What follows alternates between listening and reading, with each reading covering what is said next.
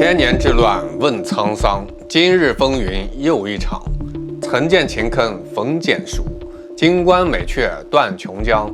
从来霸业非刀剑，自古兴邦赖栋梁。莫待新夷斗转后，空留残节说兴亡。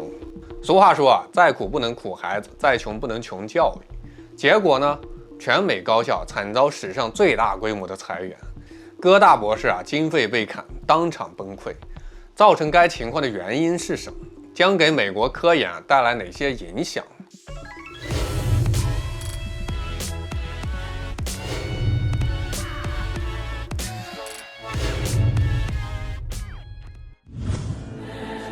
大家好，欢迎来到老友记，我是大钊。今天咱们聊的这个话题，简直就像一出现代版的楚汉争霸，让整个美国科研界都陷入了前所未有的危机。你能想象吗？就在短短几周内，从哥大、哈佛到约翰霍普金斯、宾大这些顶级高校，一个个接连遭遇科研经费的大砍、裁员、招聘冻结、offer 作废，整个人才市场就像是被猛然按下了暂停键。你可能会问这究竟是怎么回事？为什么美国顶尖大学会突然变得如此寒气逼人呢？答案其实很简单特朗普政府的一系列新政导致了联邦拨款的大幅削减。正如易经所言，否极则泰来。不过眼下的情形更像是太极反而否。一时间美国科研经费犹如断了脉，让无数科研人员措手不及。咱们来看看事情的来龙去脉。在早晨7点，哥伦比亚大学的一个实验室接到了一通电话，让整个美国科学界陷入了崩溃。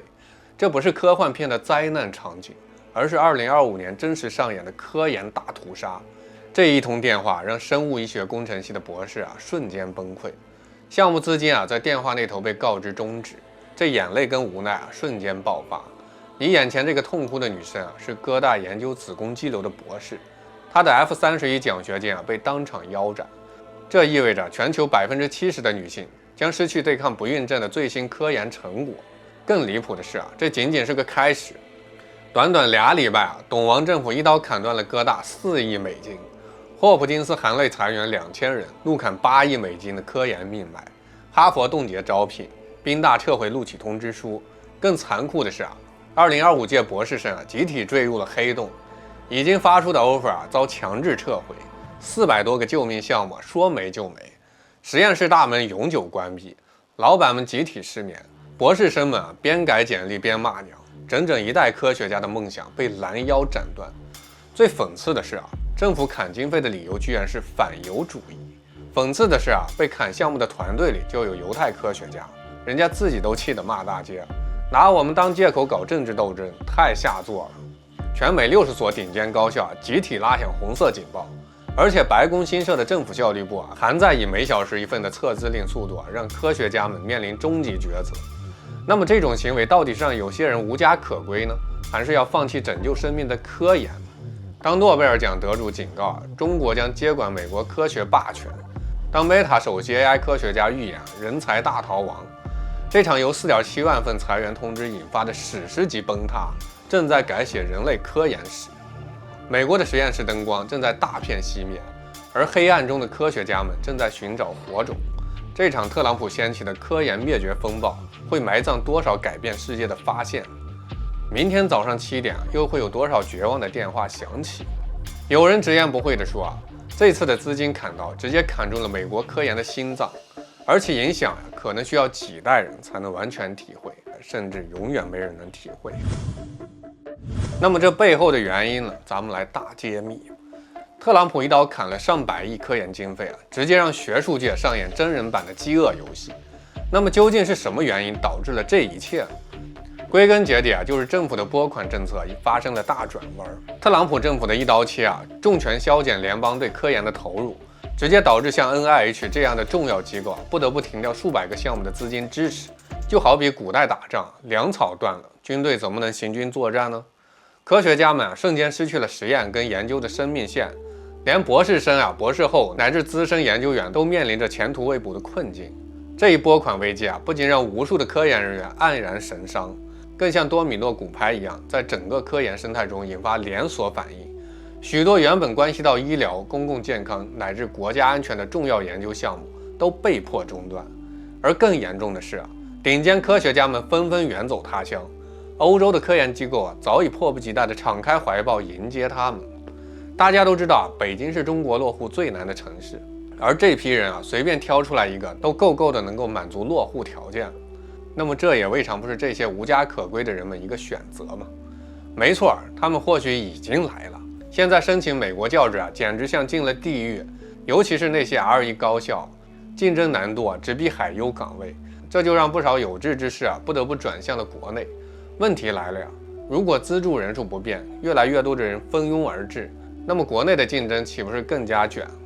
更有意思的是不仅是初出茅庐的年轻学者，就连那些已经拿到 tenure 颇有名气的教授，也因为funding紧缩潜在的政治因素，开始打起了回国分蛋糕的生意。这就像古代群雄逐鹿大家都想抢那最后一块宝贵的粮草，国内竞争顿时火力全开。不仅如此，美国申请博士后的人也面临着同样的困境。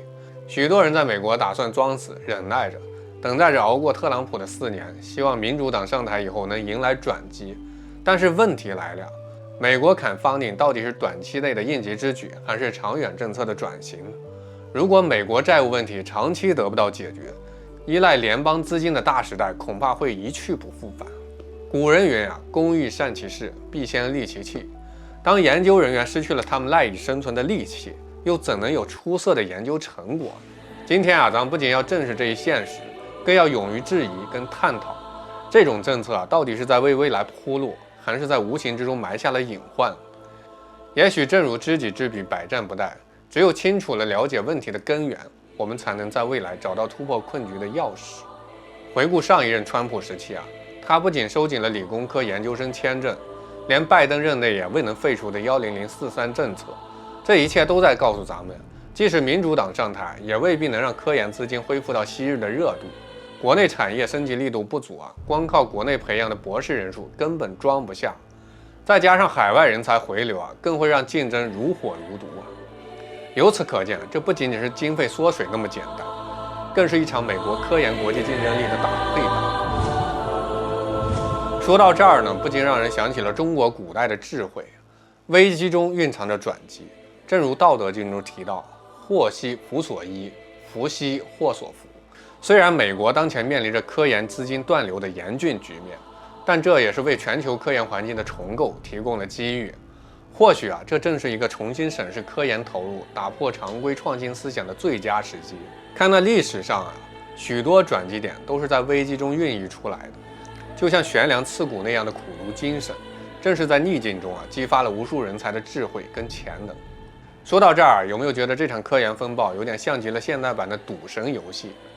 这钱一刀刀的砍下去，科学家的未来就像那堆没翻牌的扑克牌，充满了未知。不过别急正所谓山重水复疑无路，柳暗花明又一村。在这混乱局面中真正有远见的科学家们正在谋划着新的出路。也许美国今天的科研圈正迎来一场脱胎换骨的变革，也可能催生出全球科研的新生态。所以兄弟们，不论你是科研人还是科技迷，都要保持那份对未来的好奇跟热情，勇敢质疑，敢于创新。总之这次美国高校的大裁员跟科研资金大砍，无疑是为全球科研界敲响了警钟。面对如此风云变幻的局面，我们既要看到危机中的严峻，也要期待变革中的新希望。只要心中有光，前方必定就会有星辰大海。欢迎大家在评论区聊聊你们对这次科研危机的看法，继续探索那些颠覆常规的真相。感谢各位家人们跟大招一起在老友记燃烧青春的热血，点赞订阅不迷路，下期再见。